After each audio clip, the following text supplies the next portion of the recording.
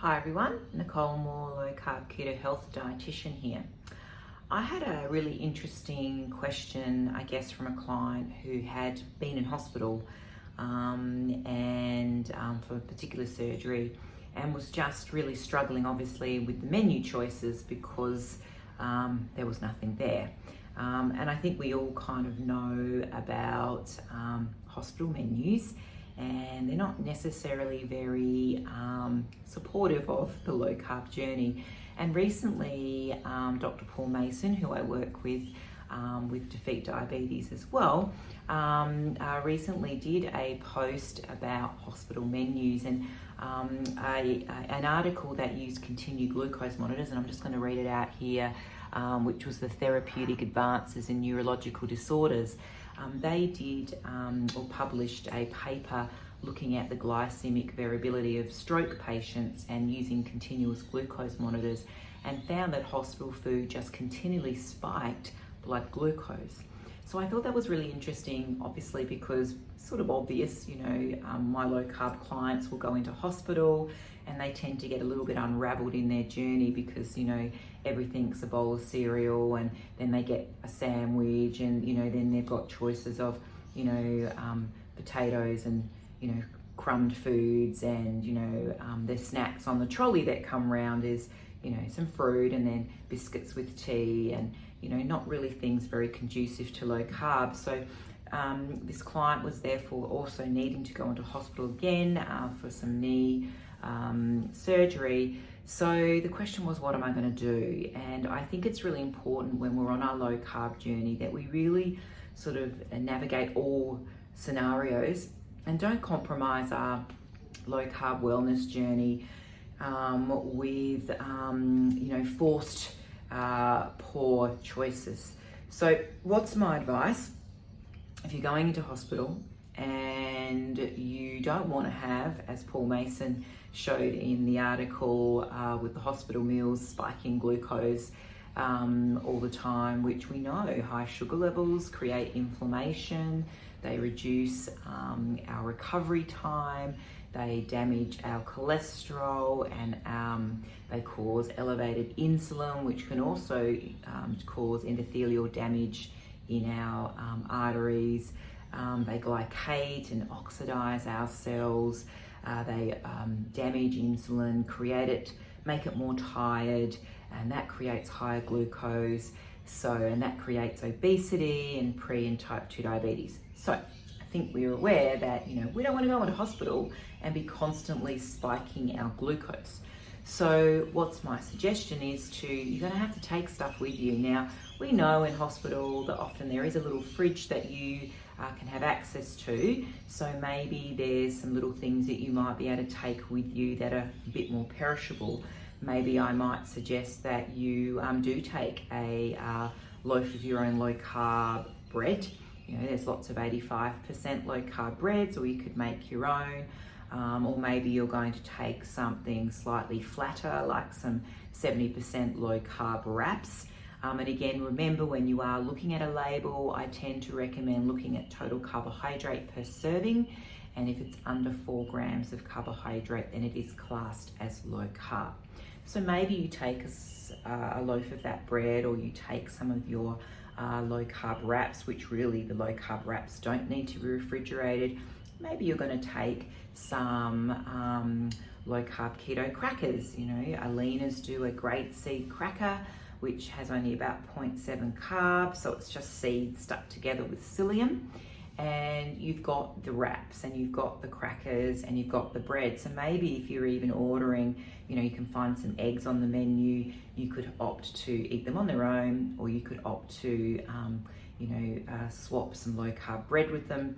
Maybe your tray comes out with some Vegemite, and so you can then just whip out your own low carb bread. Or maybe you're taking your own jar of Vegemite, because the low carb breads do have protein in them, and so each morning you could just get your own Vegemite on toast happening, or Vegemite on bread, and that could be breakfast.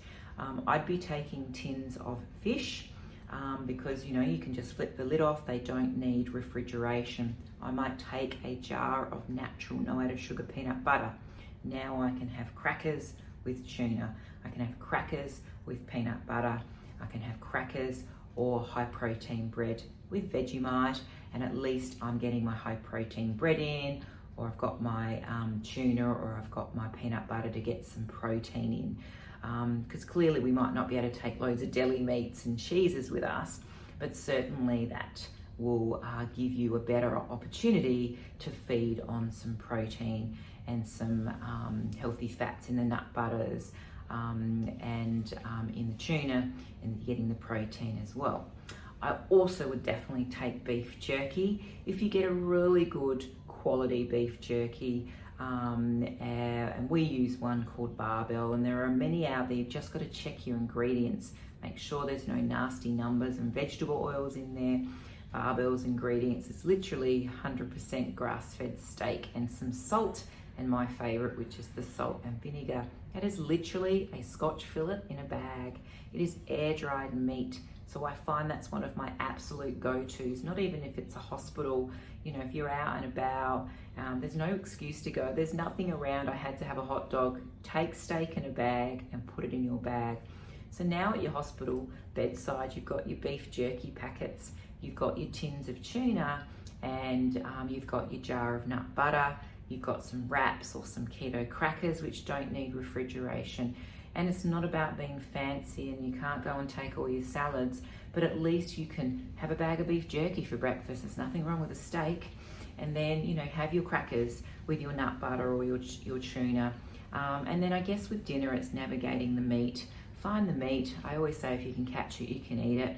Don't eat the, you know, the potatoes, etc. And if you can't find anything on the menu, then you're getting another bag of beef jerky out. And you've got your water to drink all day. And don't forget, when you're low carb, you need your electrolytes.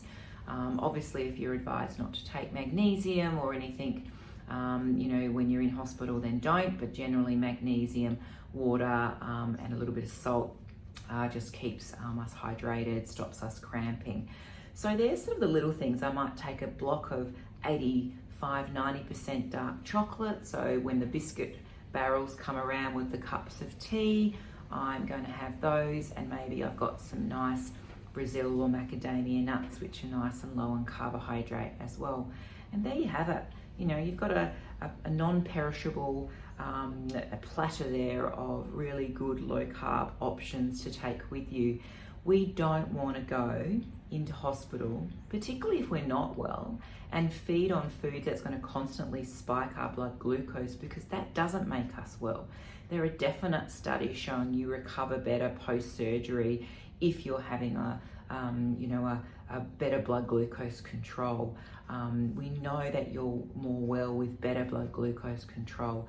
So when it comes to going into hospital, be ready and be prepared, and don't go in there and eat their menu because there was nothing else, and expose yourself to continuous blood glucose spikes like that study showed, and as Dr. Paul Mason was twittering about, because it's going to postpone your recovery. And there are ways around this. In the low carb space, you just have to learn to navigate, whether it's the restaurant, whether it's the family barbecue, whether it's the carnival and you've got, you know, lots of food trucks, or it's hospital food.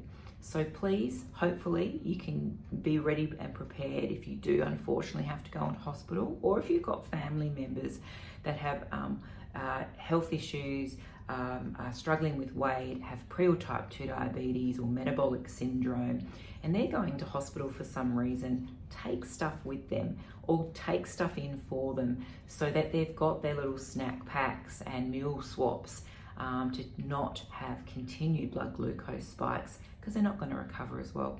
So that's my little topic of discussion today about how do we navigate a hospital menu and stop our continuous blood glucose spikes, which makes us worse and very unhealthy.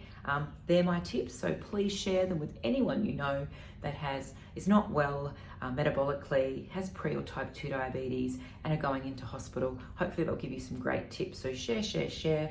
Please visit us at lowcarbketohealth.com.au and stay tuned on our Facebook page, always trying to, I guess, give you little tips and hints based on questions I get asked every day at Low Carb Keto Health, please check out our amazing 12-week low carb program. It is really the time it takes to really change our habits permanently in the low carb space. It includes amazing support from our low carb doctor, Dr. Laureen Lawler-Smith, from our amazing health coach team, including our Procure trained Jodie Bund, and obviously myself, Nicole Moore, the low carb keto health dietitian. So stay tuned for more hints and tips. Please share this. The more we share, the more we get the message that low carb is really an amazing journey, and it is very much a proven concept, and must be something that people are allowed to utilize if they're not metabolically well. Thanks for listening, and I look forward to catching up with you again soon. Bye for now.